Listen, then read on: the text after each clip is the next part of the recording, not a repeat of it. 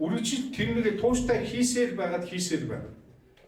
Дараа нь тэр хүн за эмгтэй ч ихтэй ч эхнэртэй эсвэл нөхөртэй болоод хоёулаа болоод яасан гэсэн тэр зүйл цаашид үр өгөөжтэй харагдсан учраас нөгөө нэгдсэн одоо гэр бүл болсон тэр хүн тэр бизнесийг өргөжлүүлээд хамт хийж байна.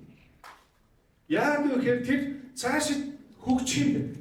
Цаашид илүү бидний амьдрал бас өр нөлөөтэй юм байна. Аш тустай юм байна. Тэр хоёулаа хамтлаад бизнесийг хийхээр болж байна. Эстэй зорилгоо биелүүлж байгаа. Гар дээрээс бизнес хийжсэн хүмүүс шиг юм байна. Амьдрал нь өөрчлөгдөө тэдний идэж хэрэглэж байгаа зүйлс магадгүй 0.7 гэдэг нэг юм газартай байсан бол түүнийг арай том болоод хажуу айлуудынхаа газрыг аваад ч гэдэг юм уу. Ингээд өөр юм гэсэн өмчтэй болж байна. Үүний нэг жишээ бид ч гэсэн хамтарсан бол яг энэ Бурхны хаанчлалыг дэлхийн төлөө оролцох ёстой хүмүүс мөнөөс мөн байна. Амен. Хамт уу? Амен. Бид нэг амин гэж хэлээгүй л дээ. Гэхдээ яг хэлж байгаа зүйл дээр зөв байна. Амен. Гэхдээ хамт байна уу? Хамт байна. Нэг шинэ хүн ороод ирсэн байсан чинь пастор нь хамт байна уугүй асуусан чинь хүмүүс амен гэж хариулт юм билээ. Тэр их сонин их шийдтэй үг юм шиг байлаа. Бид нөгөө нэг юм тийм хэлээр яриад ингээс орцсон тийм. Зүгээр бид нар хэлдэг л дээ амен болтугай гэсэн үг тийм. Яг тэр хэлснээр болтугай гэсэн. Хэрвээ бид нар тэгж хамтарч Бурхны хаанчлал буюу яг тэр гэр бүл бизнесээ тэлээд зорьсон зорилгоо биелүүлээд цаашид хүртэл ингээд хаяа хязгаараа тэлээд явж байгаа тэр гэр бүл шиг бид бас энэ итгэлийн гэр бүл яг Христийн хаанчлалын хил хаяаг тэлээд цаашаа явах ёстой тэр хүмүүсээр дуудагцсан гэсэн. Халелуя. Амен. Тэгээд энэ тусгал нь хамгийн түрүүнд хаана бий болох ёстой вэ гэхээр таны үр хөвгтөдтэй бий болох гэсэн. Таны үр хөвгт. Та гэр бүл болоод 1, 2, 3, 4 түүнээс дэш үр хөвгттэй болсон гэж бодож байна. Хэрвээ та итгэж байгаа бол тэр хүүхдүүдийг яг Бурхны хаанчлалын тэр сэтгэлгээтэй тийм хүмүүс болгож өсөх тэр үргийг та хүлээж авсан гэсэн. Амен. Та хүлээж авсан. Хэрвээ би өрөөр бусдын төлөө яваад миний үр хүүхдүүд тэр итгэлийн үеийг минь өвлөхгүй хүүхдүүд болж хувирвал би ямар их харамсах вэ? Тийм биш гэж үү? Амен. Би өрөөл бусдын төлөө маш их зориулсан. Гэтэл миний хүүхдүүд өөр замаар явж байна. Эндээс жинхэнэ дагалдуулах гэдэг зүйл дагалдуулах буюу би өөрийн итгэлийн үеийг тэдэнд өвлүүлэх тэр амьдралаар би амьдрах ёстой болж байна гэдгийг бид нар эндээс харж байгаа. Өөрөө бол маш сайн сүмч болгонд хамрагддаг. Өөрөө бол маш сайн Библийг уншдаг. Өөрөө бол маш сайн Библийн одоо ямар нэгэн хэсгээс асуугаад гаргалгүй мэддэг. Тийм хүн байсан байж болно. Тэр хүн өөрөө өглөө болгон залбирдаг, бүр болгон залбирдаг тэр хүн байсан байж болно. Гэхдээ энд асуудал байна. Энд ямар асуудал байгаа вэ гэхээр бид хийдэг юмыг маш их дуурайсан. Христэд итгэснээсээ хойш хэдэн удаа залбирахгүй бол эсвэл өөрөөр босоод залбирахгүй бол Библийг үргэлжил уншиж байхгүй бол бид тэр өдрийг сахихгүй бол гэдэг зүйлс рүү бид хүмүүсийг сурч эхэлдэг. Энийн юунд хүргэдэг вэ гэхээр ямар нэгэн ажлыг хийдэг хүмүүсд болгодог болно гэсэн. Гэсэн мөртлөө бид Есүс Христэд итгэдэг гэж ярьдаг. Итгэдэг гэж ярьсан тэр итгэл нь яг юунд хүрдэг юм бэ гэхээр тэр хүнийг авралт хүргэж байгаа. Аврал гэдэг нь юу юм бэ гэхээр Бурхны уур хэлэн мөн хүний амьдрал бол Библиэлд бичигдснээр бол 70 хүч чадалтай бол 80 наслана гэж хэлсэн. Мөн зарим хүмүүс бол 120 хүртэл нассан. Энэ бол хугацаатай. Энэ хугацаатай амьдрал дуусах нь ойлгомжтой. Харин энэ амьдрсан амьдрал нь хоёр шанааныхаа хөлсийг туслуулан байж босгосон амьдралыг хараад тэр хүн энэ ертөнцөөс нүд анаад явбал тэр хүн яг юу хийсэн болж өөрөө ямар бүх юм хоол хоосноос хоосон гэж Соломон хааны номлогчийн үгс номдэр бичсэн үгтэй адил болж хүрч байна. Би шанааныхаа хоёр шанааныхаа үсийг асгаруулan байж энэ бүгдийг бүтээсэн биш үү? Гэтэл би одоо бүгдийг орхиод явах болчлоо. Одоо би яах вэ? Харин Бурхны үг нь болохоор бидэнд энэ бүхэн бол хоосноос хоосон гэдгийг ойлгуулаад зогсохгүй үхлийн дараах амьдрал байна гэдгийг чиглэдэг. Энд итгэл байгуул та шаардуулгүйгээр амен гэж хэл таалал. Энэ ертөнцийн мэдлэгийн их сурвалж болсон хоёр чухал зүйл байдаг. Нэг нь болохоор судалж мэдээд түүнээсээ олж авч байгаа мэдлэг. Нөгөөх нь амьдрч үзээж амьдралын туршлагаас олж авсан мэдлэг гэсэн мэдлэгийн хоёр их сурвалж байдаг. За тийм байдаг гэсэн ч энэ хоёр их сурвалж нь мэдлэгийн их сурвалж нь дараах гурван асуултанд хариулж чаддаггүй юм байна. Нэгдүгээр асуулт нь би яагаад хүн бол төрсөн бэ? Нэгүсэндээ би хаанаас ирсэн бэ гэдэг асуултанд хариулж чаддаг. Хоёр дахь асуулт нь миний амьдралын утга учир юу юм бэ? Би яагаад аав болсон? Би яагаад ээж болсон? Би яагаад эрэгтэй хүн болсон? Би яагаад эмэгтэй хүн болж төрсөн? Миний амьдралын утга учир зорилго юу юм бэ гэдэгт хариулдаггүй. Хариулж чаддаггүй байна. Гуравдугаарт нь энэ хүний амьдрал дууссаны дараа үхэл ирнэ.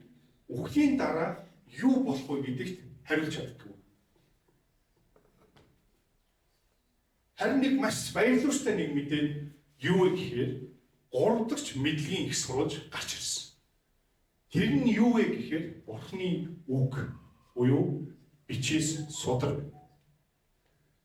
Энэ бидний өмнө байгаа энэ бичээсийн судар нь би яагаад хүн бол төрсөн, би хаанаас ирсэн гэдгийг хариулна. Миний амьдралын утга учир зорилго юу юм бэ гэдэгт хариулна.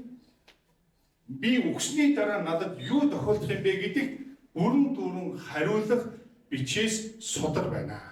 Амен. Энэ Бурхны үгийг хүн төрлөختний хаанаас ч олоод аваад амьдралдаа хэрэгжилж болохгүй, боломгүй тийм нандин, олдохгүй тийм нандин мэдлэгийн их сурвалж болсон Бурхны үг байдаг.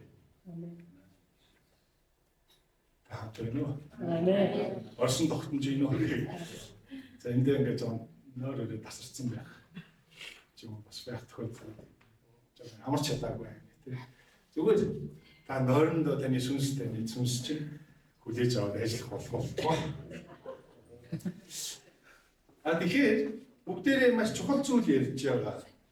Ер нь эзний өдөр, Бурхны өдөр энэ эндрийн ард хүмүүсээр дамжуулж, номлогчдоор дамжуулж яригдж байгаа тэр зүйлс тийм үн цэнэгүй хөнгөн хийсвэр тийм зүйлс одоо сургаал номлолууд бол байдаггүй шүү дээ.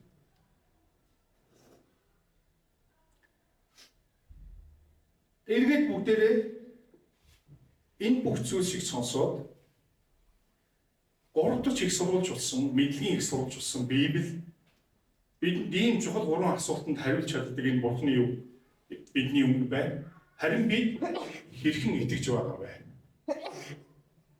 Хэрхэн итгэж байгаа?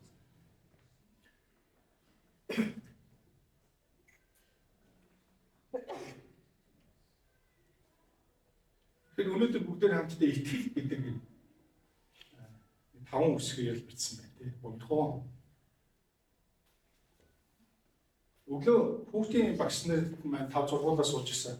Тэгээд эднэртэй хаваалцаад тэдний дараа чухал зүйл хуваалцсан. Гэхдээ тэнд яригдсан зүйлсийг тэнд нь орхив.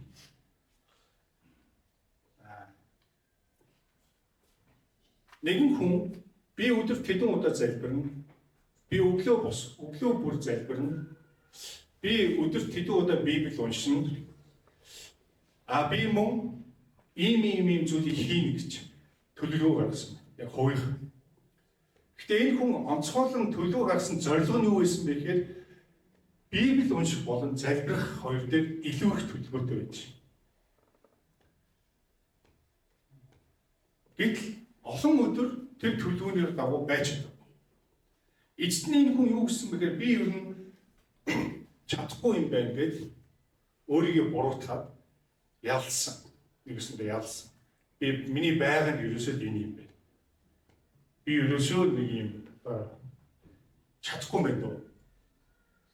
Харин бичээс биднэрт юу хэлдэг вэ гэхээр хэрвээ хэн нэгэн өөрийгөө буруутгаж байгаа бол өөрийгөө яллалж байгаа бол би энэ бүдийг хийж чадсангүй гэж өөртөө тооцоо бодож байгаа бол энэ хүн хуулийг дагагч нар байна гэж хэлдэг. Хуулийг дагагч нар. Хуулийг дагдаг хүмүүс буюу энэ хуулийн дагуу амьдрахыг зорж байгаа хүмүүс гэсэн үг л дээ. Энэ хуулийг дагуу яг ингээд би ингэх ёстой, энийг хийх ёстой, өглөө болгон залбирах ёстой, Библийг унших ёстой дандаа ажил ярьж байна энэ хүн. Харин Есүс бидэнд юу зааж өгсөн бэ гэхээр өөрт нь итгэх тухай зааж өгсөн. Харамсалтай нь бид насанд хүрэхэд бид хойч үедээ дандаа ажил зааж өгч байна. Чи Библийг сайн уншиж дээ. Чи сайн залбирахгүй байгаа юм байна. Эдгээр бүгд ажил. Энэ ажлуудыг бид хүүхдүүдэд зааж өгч байна. Хойч үе болсон хүмүүс зааж өгч байна. Үе төгийнхэнтэй зааж өгч байна. Шинээр итгэж байгаа хүмүүст ийм зүйлийг зааж өгч байна. Үүнээс болж яадгүй гэхээр бид ямар нэгэн зүйлийг хийхгүй байгаа хийж байгаатай холбоотойгоор хүмүүсийг дүгндэг болж эхэлж байна. Энэ хүн Библийг олигтой уншдаггүй, Библийн талаар мэдлэг байхгүй, Бурхны үгч текстийн чийжлт мэдлэггүй, залбирч малбирдаггүй юм байлаа. Энэ хүн яаж одоо Бурханд итгэж байх вэ? Гэт одоо яаж нэхэр энэ хүн жинхэнэ фарисей буюу сайрагчдын дүр тоолж ирсэн. Нэг өсөндөө ингэж хэлснээрээ тэр хүнийг бодвол би арай дээр гэж хэлж байна гэсэн үг домчондоо. Хүмүүс Христ итгэл дотор яагаад өсдгүү вэ гэдэг шалтгааны хамгийн том блок нь хаалт нь энэ дотор байна. Ажил хийх тухай зааж. Чи сайн үйлчлэх юм бол чи үнэхээр тэр сайн нэрийг олох болно. Тэгвэл бидний Бурхны үг болсон бид нар Бурхны хаанчлалын гэр бүлийн том гэр бүл байна. Тэр том гэр бүлийн хаяг хязгаарыг тэлхийн төлөө бид нар оролцож байгаа хүмүүсийн хувьд цаашид тэгвэл яах ёстой юм бэ гэхээр бичээс сударн биднэрт юу гэж хэлсэн бэ гэдгийг харах нь том зүйтэй.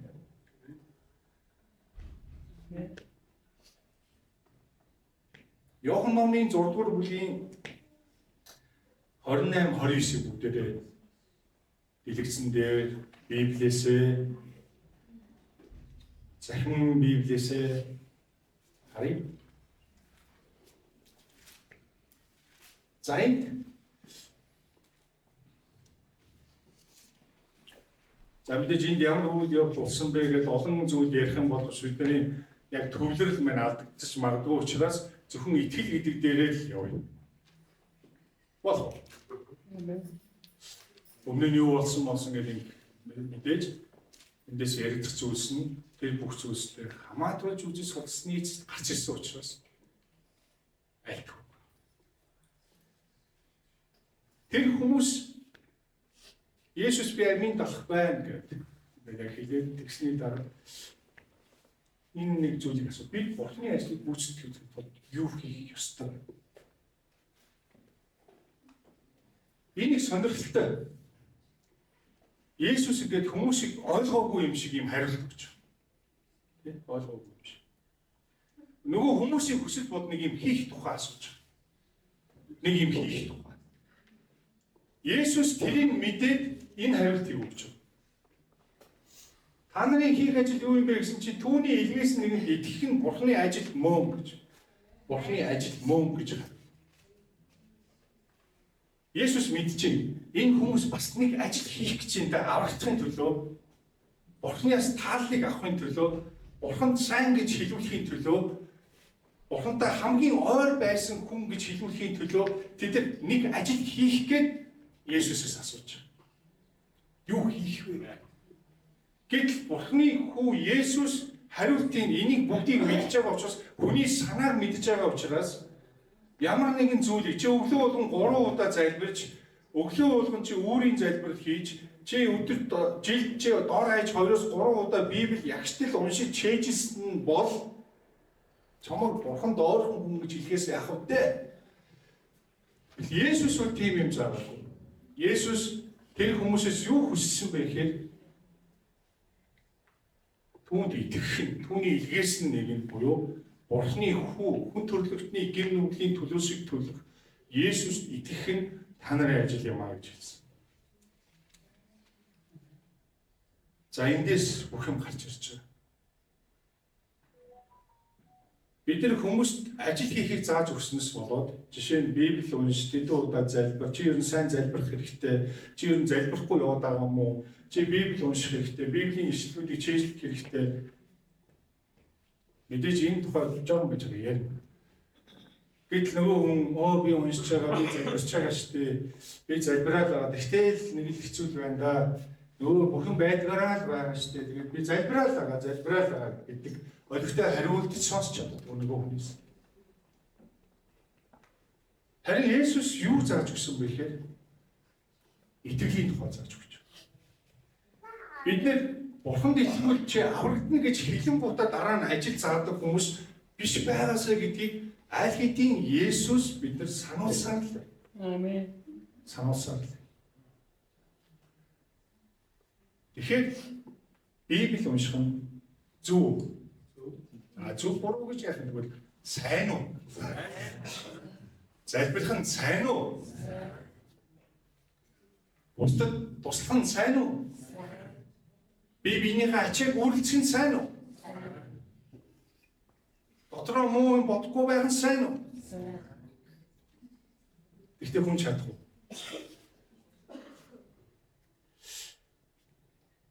Хүн бол их хурдтай шүү дээ. Өчигдөр бол нэмсгэлсэн их өдөржингөө тийм маргааш нь хамгийн өөртөөстэй хүн болж чаддаг. Өнөөдөр маш ажилсах хүн. Бүгдийг л ч нэрээ юу эсэ байх гэдэг. Эхнээс нь авах үзэн. Маргааш нь хамгийн залхуу хүн болж чадна. Юу унтаад юу нөр үрээд байна. Хүн маш хурдтай байна. Сайн хад чадна хүн л дээ. Яа, маргааш нь чим үү? Хүний хөрөндхаа энэ их айхтар зүйл байна. Тэг хүний цаана далд санаанд нь байдаг нэг юм байна. Ийм учраас хүн бол чадахгүй юм байна. Би бол өглөө болгон залбирдаг байж чадахгүй юм байна. Айгуул. Би Библийг үнэхээр уншаад, үнэхээр сайн мэддэг бол би хичнээн зориулсан чадахгүй юм байна. Зарим хүн ойлгохгүй. Сүүлдээ бүр уншихаа байсан шүү дээ. Хүн өөрийгөө ийм гэдгийг мэдэх нь Библийн үүрэг байхгүй. Энэ бичээсийн бичвэрийн чинь гол үүрэг нь хүн та цугаараа, олуулаа, болтаараа, бөөнөрөө бүгд хүмүүс чадвар байхгүй.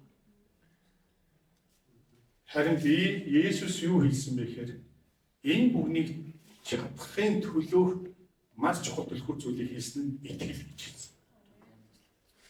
За одоо эндээс бүгдээр харъя. Хэрвээ хүн Бурханд итгэх итгэл нь өсөх юм бол тэр хүссэн хүсээгүй өөрөө залбирна. Юу гурван мөр бол нэг тийм тэр хүнний тоо биш. Энэ хүн яагаад залбирч байгааг итгэл байна. Бурханд итгэх итгэл байна. Энэ итгэлээр өсөж чинь энэ хүний амьдралын бүх өдөр тутмын болж байгаа зүйлсийг тэр Бурханд итгэх итгэлтэй холбогддог болсон. Энэ хэсэг нь тусдаа, энэ хэсэг нь миний амьдрал гэдэг хүн биш болж чинь гэсэн. Үүнийг төлөвшөл гэж хэлж байна. Би чадахгүй гэдгээ бичээсээ уншаад ойлгосон. Бичээс буюу судран энэ бичигдсэн хууль нь намайг Христ рүү чиглүүлж байгаа луужин болдог. Тэгээд Есүс рүү харсан чинь тэр заалмаа дээр миний үүрэх гмийн төлөөсийг надад дээр ирэх байсан хараалыг тэр модон дээр Есүс би үүрч. Тэгээ Есүс хараад баярлалаа гэж хэлж. Миний амьдралдаа хийсэн тэр над дээр байх ёстой хараалыг үүрсэн учраас баярлалаа гэж.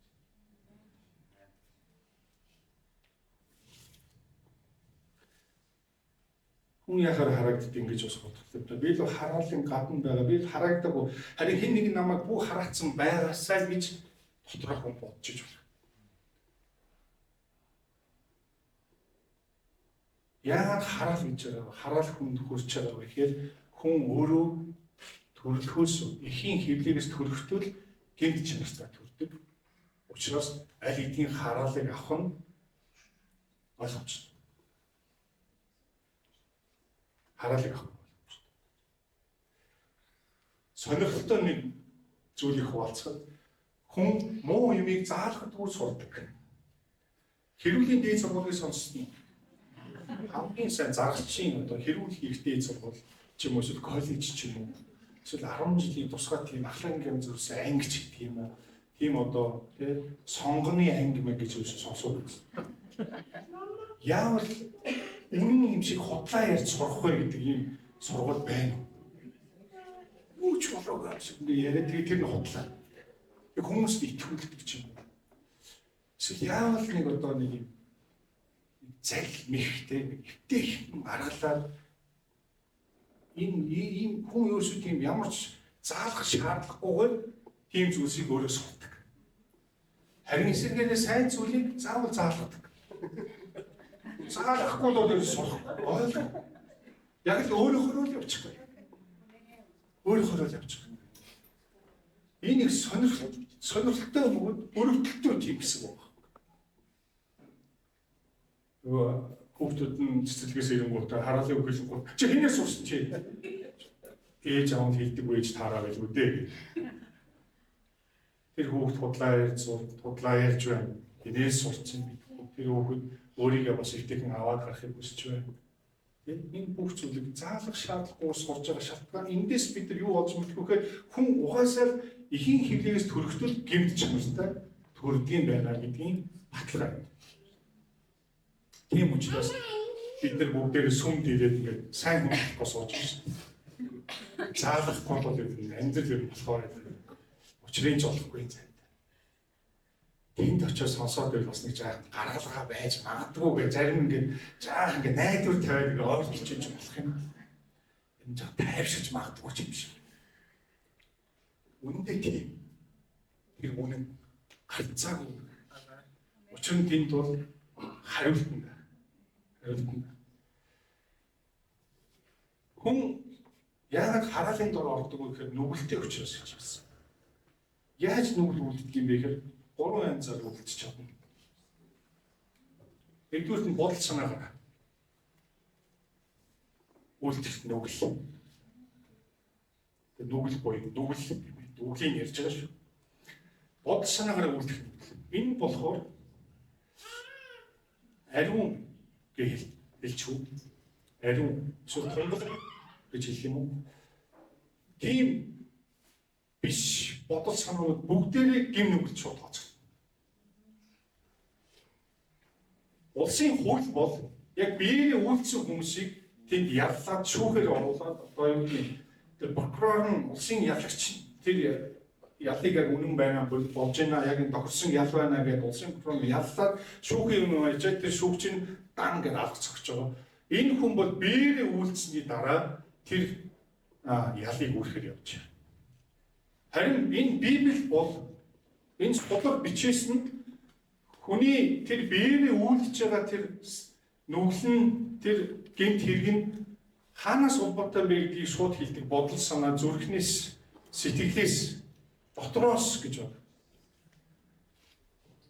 Бодол санаанууд ариун бусад бодол санаа гим нүгэл тооцогдож. Яагаад вэ гэхээр Бурхны хайрын хуулийг зөрчдөг учраас. Нэг ёсондоо хөшөө өөрийн адил хайрлах тэр хайрын хуулийг нь зөрчиж байгаа. Тэгэхээр бодол санаанд нүгэл үлдэхгүй байх чадвартай хүн байгаа болов. Өдөр болон гэгээлэг бодолтой. Ингээд нэг энэ хүмүүс нь өөдгөр үнэ ч харагдахгүй юм байна. Зүйлд бараг залахгүй гэдэг очиг өөдөөд өгчтэй. Гэж жоон гонигтай харагддаг гэж бараг магадгүй тийм хүсч магадгүй юм шиг юмсэн. Хүн боломж байхгүй. Бодол санаагаар ерөөсөө тийм гим нүгэлгүй байх ямар ч боломж байхгүй. Яагаад биднэрт Есүс Христийн хараалыг бидний өмнөөс үүрсэн бэ гэдгийг шалтгааныг нь одоо бид ярьж байна. Хүн өөрийгөө аврах чадваргүй юм биш үү?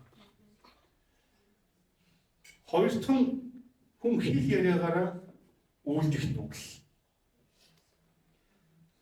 За энэ болохоор Бурхныг болон бусдыг хайрлахгүй яаж байгаа бүх үг орно.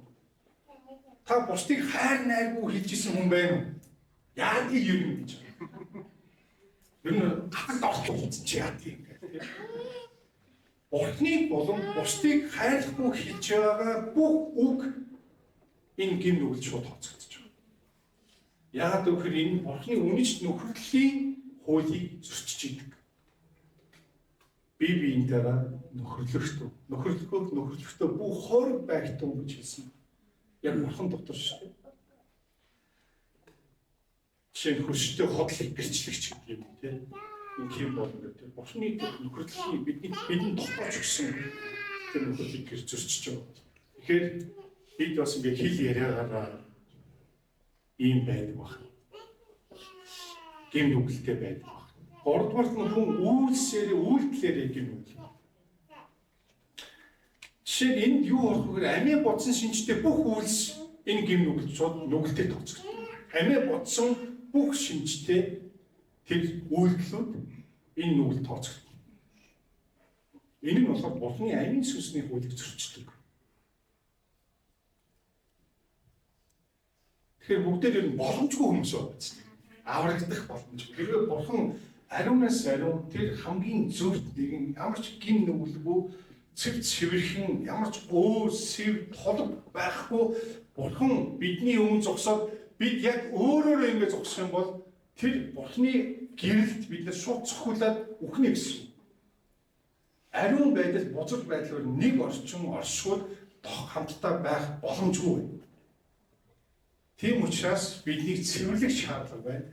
Тэгэхээр Есүс Бурхан өөрийн хүүгийн ертөнцийн үйлгээгээд энэ хүн төрөлхтний гин нүглийг түн дээр тус.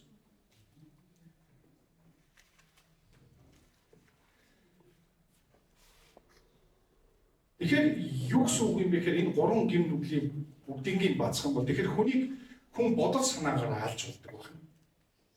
Бодол санаа. Та тэр муу бодлыг болцсон тэр хүнийг алж байна гэсэн. Алж байна. Мөн хүнийг үг хэлээрээ алж байна. Тэр хэлсэн хараалын үг ч юм уу тэр миний дотор ямар юу баян байна би түүгээрээ ярьдаг зүрхний бэлхлаас ой хэл яаж бэлхал аас сүүлбэр тасалж хэлсэн. Энэ хүн ярьдаг энд нь юу дүүрэн бэ? Савн энэ чэйжнийхэн хөндөө эсвэл сэтгэлийнхэн тэр савн юугаар дүүрэн бэ? Түүгээрээ ярьдаг. Тэгээд тэрүүгээрээ хэрвээ муу тэр бүх юмар ярьж байгаа бол энэ хүн тэр үгээрээ тэр хүнийг алж байна. Хүний үгэнд алагдсан хүн байна уу энэ? Алагдаж үдсэн хүн байна. Байгаад сэтгэлийн гүнд ортлоо гомдсон. Тэр нэг үг маш хэцүү үг сонссон байх тийм. Тэр бүр ингээд би итгэж чадахгүй.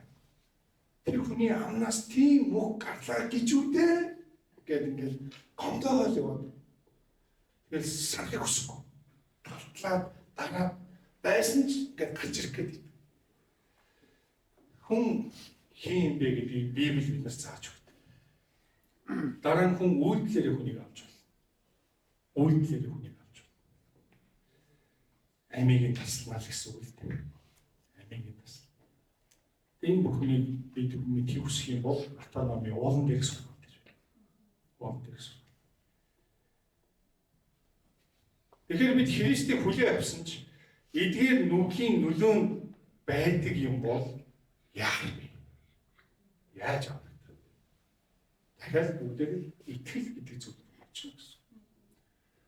Хэрэв хүн бурханд итгэх итгэлээр өсөх юм бол бурханд итгэх итгэлээр өсөх тухай бусдад заах юм бол бусдад дамжуулах юм бол тэр хүн хүссэн хүсээгүй залбирдаг хүн болно. Тэр хүн хүссэн хүсээгүй бурханы үгийг судалдаг хүн болно.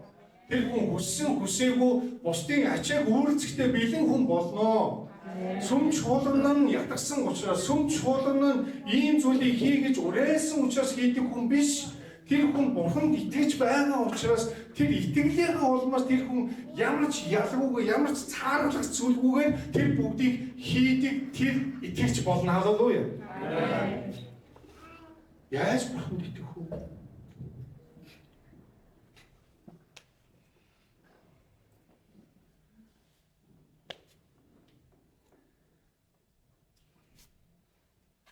Ажид хүнээс асуухгүй яаж бурханд итгэх вэ? Тэгэхээр мэргийн юм хэлж байна. Яаж бурханд итгэх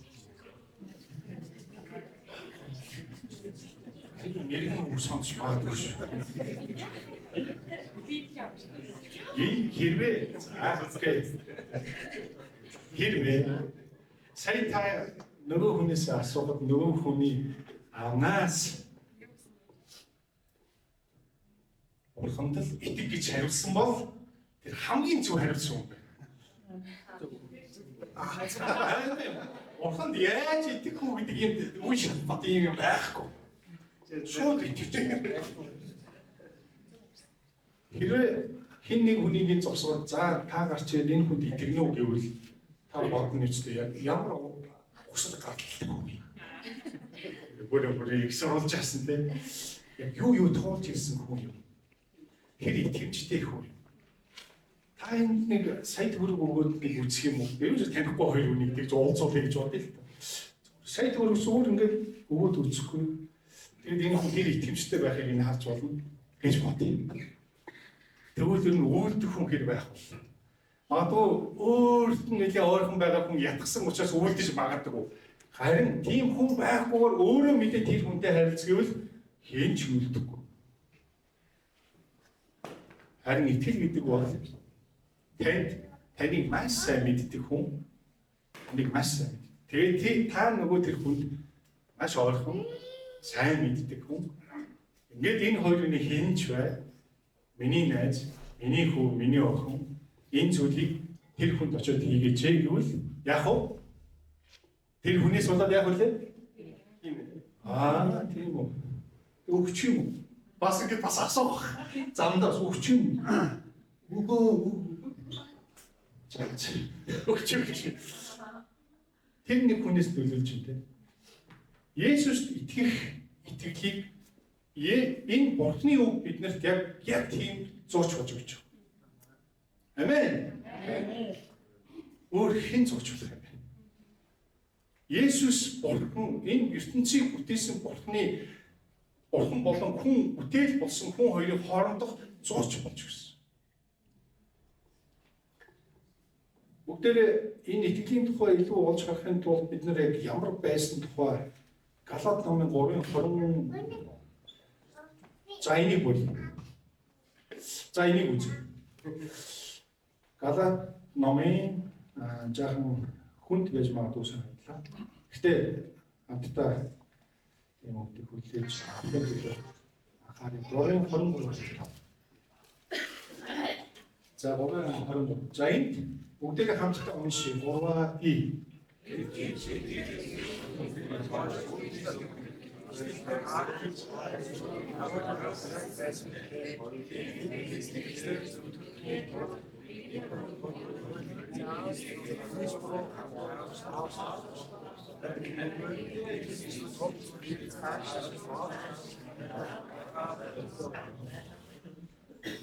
За бичиг үсэг тайлбарсан уншиж чадвартай бүх хүмүүст ойлгомжтойгоор юм бичиж өгсөн байна. Ингээд бид бурханд итгэх итгэл нь ийм юм байна гэдгийг олж харж байгаа. Үүнээс цааш түүнээс хойш хүмүүст ажил битгий зааж өгöd. Хүмүүст итгэлийн тухай зааж өгч хүмүүсийн итгэлийг өсгөхийн төлөө ямар нэгэн зүйлийг үнэхээр түүнд санал болгож Христийн талаар санал болгож тэр хүн эцэст нь бурхан итгэсний тэр мөчөөс л таны тэр ажлууд Библи уншаарай, залбираарай гэдэг зүйл хэрэгжинэ. Болоогүй байгаа хүн бол ажил бол хүлээж аваад түүнээс зална. Асан ойлгоорой ах дүү. Итгэлийн тухай Есүс заасан. Түүнд өөрт нь итгэх тухай заасан. Итгэлээр л хүн амьдардаг. Зөвхт хүрсэн хүн итгэлээр амьдрах гэж хэлсэн. Ажиллаар амьдрах гэж хэлэв. Хэрвээ бид нэр ажил зааж өгөөл байх юм бол итгэл нь болоогүй байгаа. Итгэлийг хүлээж аваагүй байгаа. Итгэл тэр хүний дотор үнслэгдэж өөр болгож суулгаад байгаагүй байхад чинь залбирах ёстой, Библи унших ёстой. Ийм зүйлийг хийх ёстой юм. Нэг нэгэндээ туслах ёстой. Нэг нэгнийхээ ачааг үүрэх ёстой юм. Ийм ажлуудыг заавал та тэр хүмүүс Христ рүү ирэхэд тэг саад болж байна гэсэн. Тэг саад болж байна гэсэн. Залбирал та үгүй. Энэ ажил байна. Харин Бурханд итгэлтэй гэдэг хүмүүс болох ёстой. Бурханд итгэ. Энэ талаар бид сурахгүй бол бид нар ажил хийгээл байгаа хүмүүс. Эцэст нь өөрийгөө яллаад би юу ч чадахгүй юм байна. Би юу боломжгүй юм байна гэдэг Бурханаас холдно. Магадгүй хүний зөв сэтгэлийн дотор байдаг ухамсар гэж бодё. Тэрийг дөрвөлжин ингээд төрсөөр үл авч үзвэл за энэс бас би энэ зүйлийг хийхгүй. Энэс би арих уухгүй, арих амсахгүй, тамхи татахгүй. Үүнээс хойш би ахиж хараалын хэлэхгүй. Үүнээс хойш би санаа сэтгэлдээ хүмүүсийг буруугаар бодохгүй. Би үнэхээр хэл яриагаараа янз бүрийн хараалын үг хэлэхгүй. Би хүмүүсийг буруутгаж хэлэхгүй гэсэн ч та давтаад байвал нөгөө сэтгэлийн ухамсарын энэ дөрвөлжин чинь энэ дөрвөн өнцгөн байхгүй болоод дугуул. Давтагдаад байгаа учраас сүнэлдээ хүн анзаархаа болж эхэлдэг. Яа тийм би ингэ хэлждэг. Яа тийм би дотроо муу юм боддог. Яа тийм би бусдыг би ялгарладаг. Угаасаа байна би ийм хүн. Би ийм юм чи яа тийм. Гэтэ Есүс байгаа л да гэдэг дараа нь юу хоёрд нь утгатай юм гэж. Энэ нэг юм парсай төрлийн хүн байна. Парсай хүмүүс бол хүмүүсийг алж ирсэн. Есүсийн хамгийн дургүй бүлэглэл бол парсайч байсан. Энэ хүмүүс би түүнээс илүү гэдгийг маш их ярьж ирсэн учраас үйлдэлээрч үгээрч тэд нар хэлж ирсэн. Бодол санаандаа ч гэсэн энийг бодвол би дээр гэж бодож ирсэн учраас тэд нар Бурханд таалагдав. Харин Бурханд итгэлийг Есүс ирээд зааж өгсөн. Бурханд итгэв.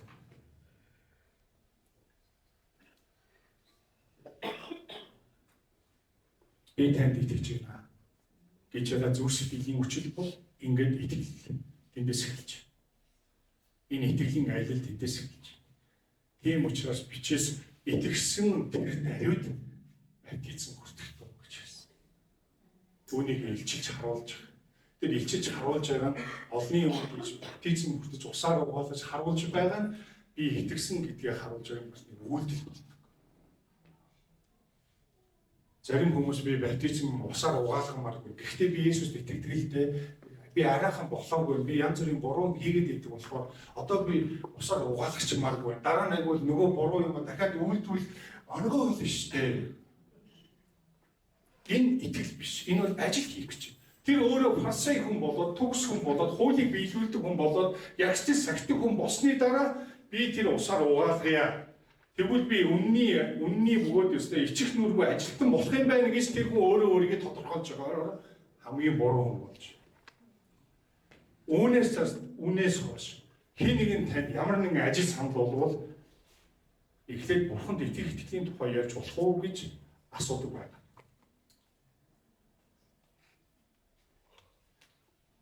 Итгэл гэж их байх юм уу, бага байх юм уу гэж хүмүүс асууж байгаа. Есүс гэсэн чинь гичний үр төдий, гичний үр ийм жоох юм байна л. Миний хомсны бараг 5.1-тэй тэнцэхээр энэ гичний үр төдий хэмжээний итгэл байхад хангалттай гэж хэлсэн байна. Халелуя. Амен.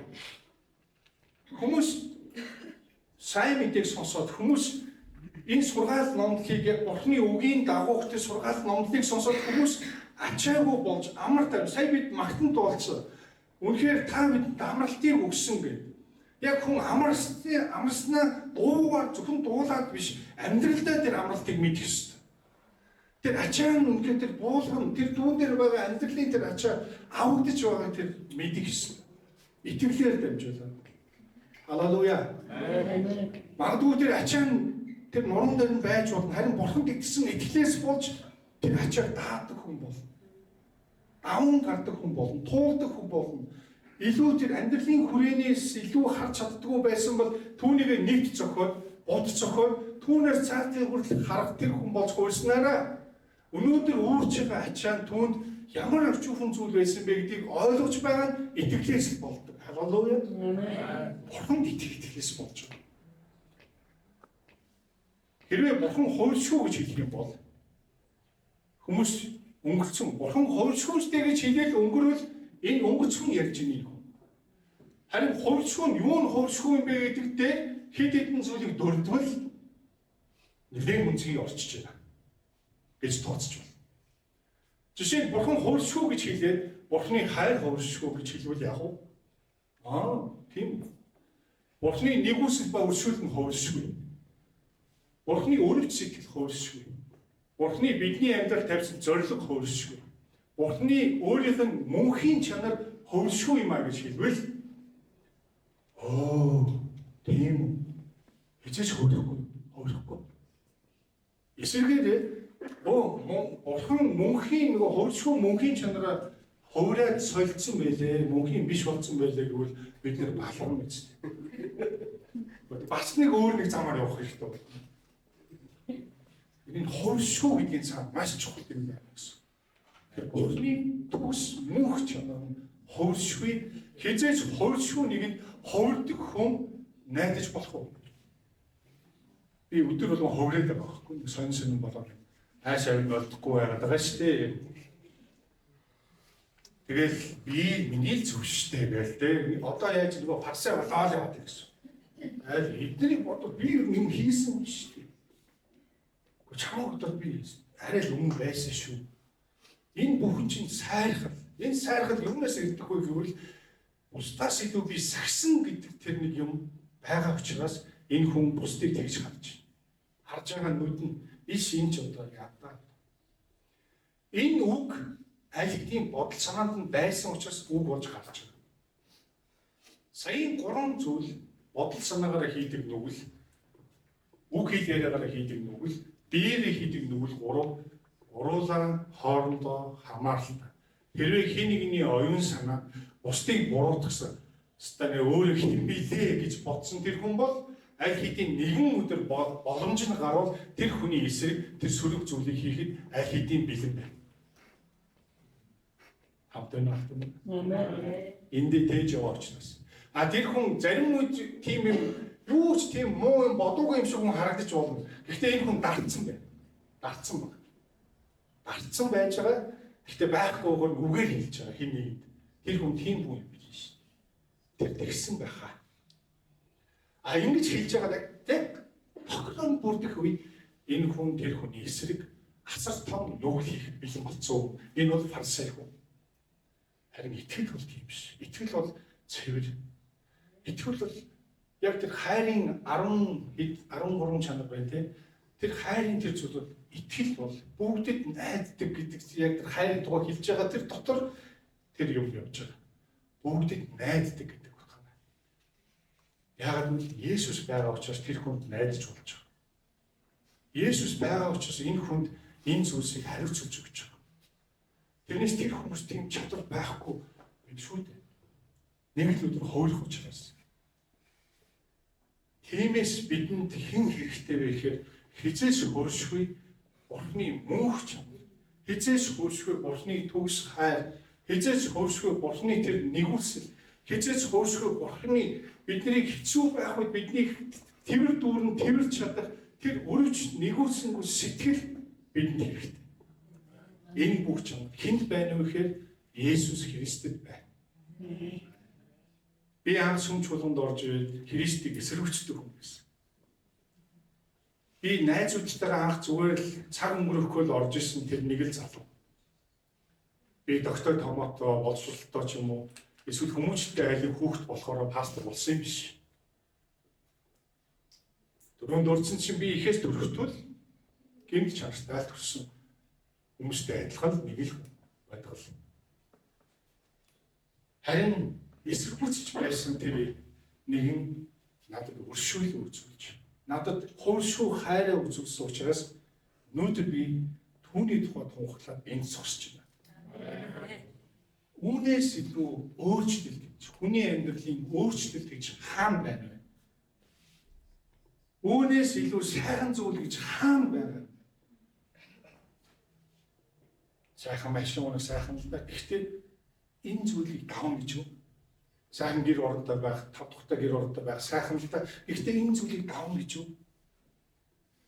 Сайхан хамт нөхцөлтэй байх сайхан л да. Гэхдээ энэ зүйлээс тэд нөхдүүд авч гарч чадна гэж юу? Чадахгүй. Тийм учраас бидэнд гिचний үр төдий хэмжээний тэр цаахан итгэл Христ Есүс итгэл Христийг туслагдсан гэсэн монгол үг. Есүс гэдэг нь хүн төрлөختний аврагч гэдэг монгол үг шүү дээ.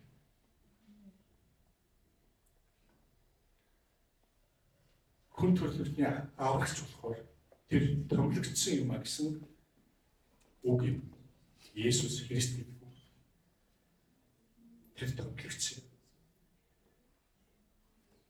Гэхдээ тэргүй бид нар энэ ертөнцөөс явах бол эрт орой эзэн юм. Харин бид юуны төлөө амьдсан бэ гэдгийг дүнгээ тавилах бол.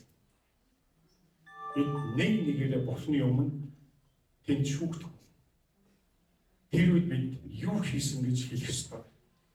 Би итгэлийн үрийг тарьсан шүү эсвэл би танд итгэсэн гэж хэлэх.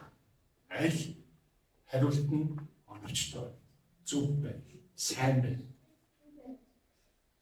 Би танд итгэсэн гэдэг итгэл, би танд итгэж амьдрсан гэдэг тэр хариултал хамгийн сайн, хамгийн зөв, хамгийн оновчтой байна. Бид үүнээс хүмүүсийг итгэлээр өсгөсэй гэж хүсэж залбирдаг хүмүүс болох ёстой. Итгэлийн тухай дурдаагүй байж сайн залбирдаг хүн болохоосоо гэж залбирх нь боломжгүй. Итгэлийн үр тэр хүний дотор суулгаж соёолох тэр мөч хүртэл бид дэвчээртэй хүлээж тэдний танд итгэх итгэл өгөх болтугай гэж залбирхдаг болцгоё. Халелуя! Амен. Та ажид хүндээ хэлэхгүй та мэдхгүй та нэг юм асуухгүй. Би зөвхөн хэлмээр үсэн. Та нэг юм асууж ажид хүндээ. Юу яг ингэж суусан ч байгаа болохоор ч байсан. Би юу байна гэж бодохгүй шүү. Дараа нь юу хийх гэж бодохгүй шүү. Яг энэ цагтаа холбоотой. Оршиж байгаа шүү.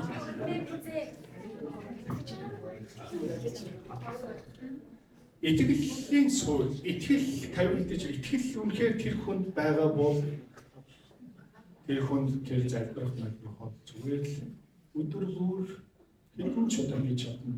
Энэ залбирлаар энэ итгэл байгаа учраас энэ хүний залбирал зөвхт хүн болоо зогсохгүй. Өөр нөлөөтэй бөгөөд эхийг гүйцэтгэх хэмжээний тэр залбирч болно. Халелуя. За та савол ухаантай төлөв төвшин амьдралын бас ар сарын үг бас мэдээ. Бас амьдралын зарим гэр бүл бичсэн нуучааг бас туулаад гарч яваа бас гарсан. Зарим 5 дугаар ангид орж байгаа, 6 дугаар ангид орж байгаа, 7 дугаар ангид орж байгаа, 8 дугаар ангид орж байгаа хүмүүс байна. Заавал тайлбарлах хэрэггүй байх гэж бодож байна. 50-аас үргэлж 5 дугаар ангид орж ийн гэж ярьдаг боллоо. 50-тай байртай гэхээ болчдөг байхгүй. Тэгээ 60-аас 100 дугаар ангид орж байгаа. Түүнээс доошоо бас мосоо хэлээд байна. Тэгч хүлээж явж идэг ч гараад байж байна. Тийм хүмүүс энд суугаа учраас өнөөдөр нэгийг бодож хоёрыг тунгаасаа гэдэгт сэтгэл дүүрэн байна. Тэр нэгэн дуугаар мөн тандан амин.